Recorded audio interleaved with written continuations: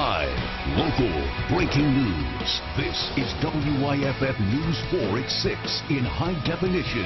Right now on WYFF News 4 at 6, we are talking bitter cold, and it is soon to arrive. Behind us, a live look at downtown Greenville from our Hilton Skycam, a beautiful sunset.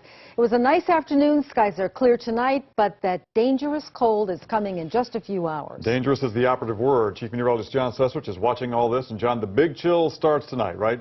Yeah, for the mountainous areas. I think in the upstate it'll probably be tomorrow morning, Michael and Carol, and you can see the Arctic front is basically right about in through here, just off to our northwest, knocking on the front door, and unfortunately we have to open the door for this Arctic air. I know if we kept it closed, it would just go right through it anyway and come in, because it is on the move. Look at this. It's only 6 right now in Chicago, 6 in Minneapolis, and as the Arctic air gets here, this is tomorrow, this is actually this evening, and as we go through, take a look at the temperatures dropping as we go through overnight tonight and during the day tomorrow. We could see even a few flurries, even in the upstate, later tonight and during tomorrow morning with the Arctic front itself.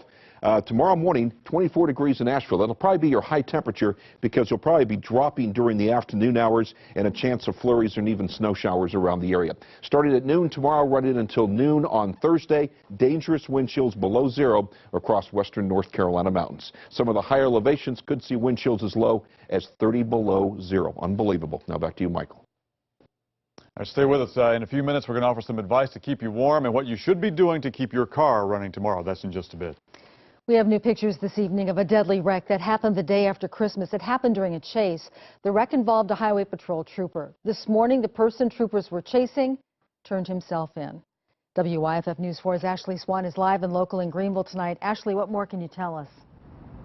Carol, this is a very complicated case. Rodriguez Demario Young turned himself in here today. Deputies say he is responsible for the events leading up to that fatal collision between a trooper and another driver. That other driver is also facing charges her attorney once dropped.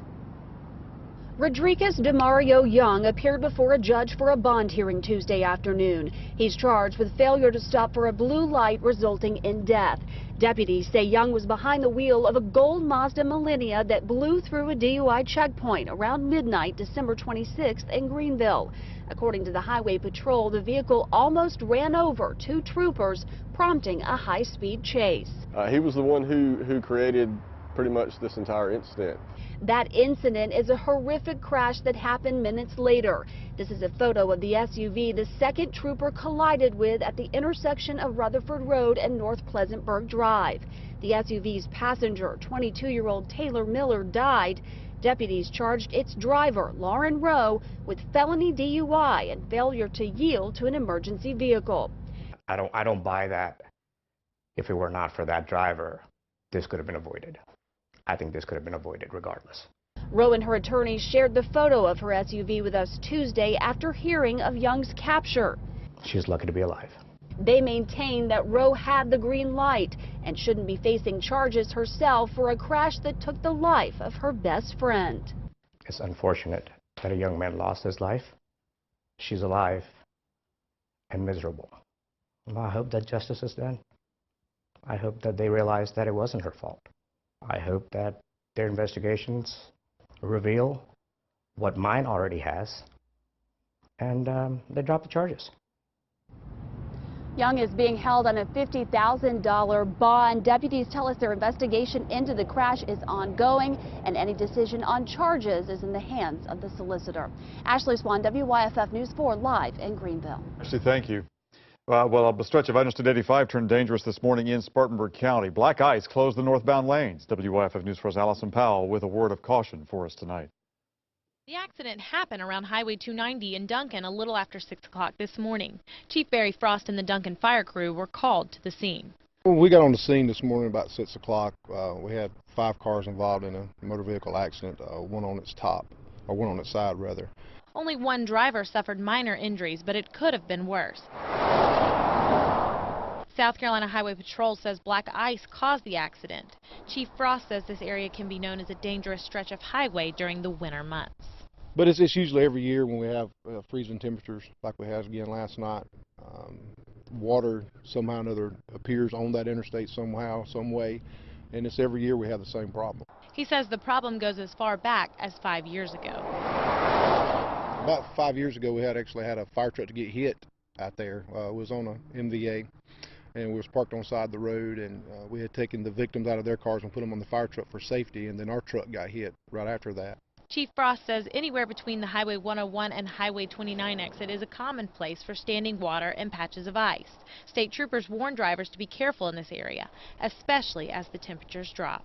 Allison Powell, WYFF News 4 in Spartanburg. And we did talk to the DOT, and engineers say that area does tend to seep water, forming the ice. Officials say they are treating the area, and the DOT is hopeful construction in that area will eventually fix the problem.